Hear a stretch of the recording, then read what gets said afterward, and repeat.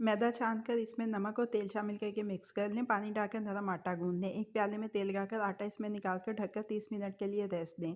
आटे को दोबारा से गूंद कर इसके छोटे छोटे पेड़े बना लें। इन पेड़ों से छोटी रोटियां बेल लें। एक रोटी के ऊपर तेल लगाकर दूसरी रोटी ऊपर रखें और सारी रोटियों के साथ यही अमल दोहराएं। मैदा छिड़क कर दोबारा से पतली रोटी बेल लें।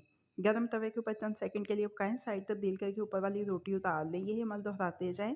अब इन तैयार रोटियों को एक दूसरे के ऊपर नीचे रखकर 4 हिस्सों में तकसीम कर लें। रोल पट्टी तैयार है।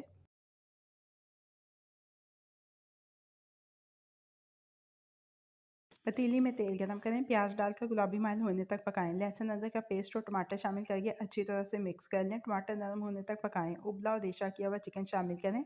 अच्छी तरह से भून लें। इसमें नमक लाल मिर्च का पाउडर शामिल करके अच्छी तरह से मिक्स कर लें।